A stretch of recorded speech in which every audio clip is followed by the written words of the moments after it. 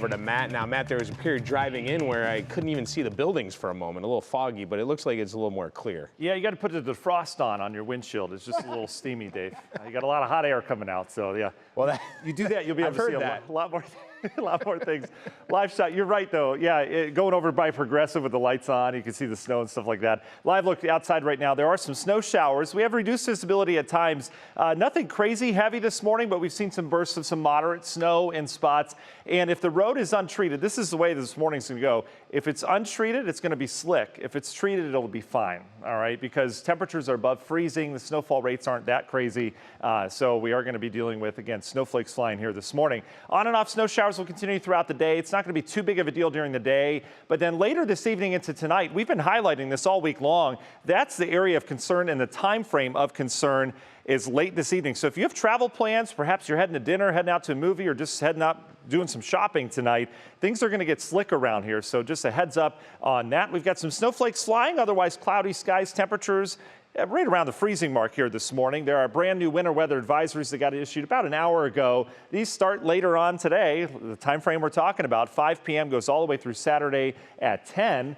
And that includes Cuyahoga County and our primary snow belt, Lake Geauga and Ashtabula. So this morning, we're not dealing with lake effect. This is system snow. You can see how some of these darker blues, that's where you get the burst of moderate snow. We have one moving through areas of Lorain County, Elyria, getting some snow right now. That'll get into Strongsville, North Olmsted, eventually into Bay Village here shortly. Cleveland area, a few flakes flying around. We've got a moderate to light snow falling from Painesville, Perry up towards Geneva. It continues down towards the Orwell and the Rock Creek area, and then out towards Brewster and Massillon, Lawrence dealing with a little bit of snow, that getting into the Canton area here shortly. So these are the little bursts that, again, will slicken up untreated roads. In terms of the big picture, though, the low pressure is still back towards Chicago. This will curl around and head south. That will drag cold air in here. So regardless of if you're in the snow belt or not, it's going to be a cold, blustery weekend around here. Let's take you through it. National Design Mart hour-by-hour forecast. As the low pinwheels around, we'll get a nice break from the action. Should just have some on and off kind of spit and snow outside as we go into the midday hours.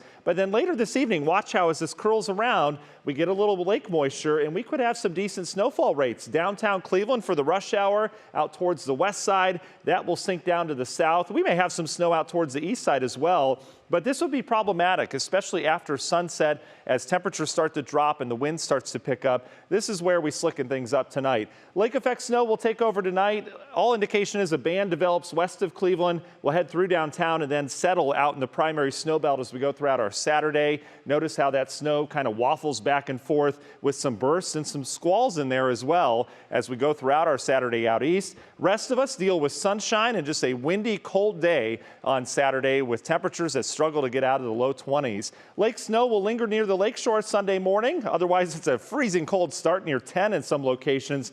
And then eventually that lake snow will lift out and we're done with it as we go throughout our Sunday. How much snow? Well, we could have a couple little areas that pick up anywhere from 3 to 6 inches. Could see even areas if that band settles out east that pick up upwards of 8 inches of snow by the time Saturday rolls around.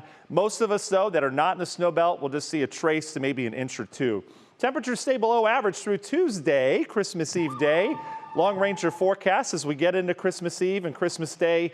Haven't really changed the forecast. We're still looking at kind of a cold shower action around here on Tuesday with some clouds hanging around for Christmas. In terms of this next system that comes in, may come in with a little snow initially Monday night. By Tuesday, a few showers around, and it looks fairly dry for Santa as we go on into Christmas Eve with not a lot of shower activity, but some lingering clouds on Christmas. In terms of snow cover on the ground, yeah, it's what we're hanging on to. What we get this weekend, again, is what we're going to keep for Christmas before it melts off. Union Home Mortgage 7-day forecast. Let's make it a 10. There are your rain showers Tuesday and Wednesday with moderation.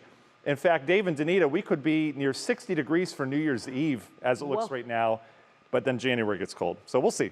Of course. Right. Wow, that'll be a heat wave coming through here. All right. Thank you, Matt.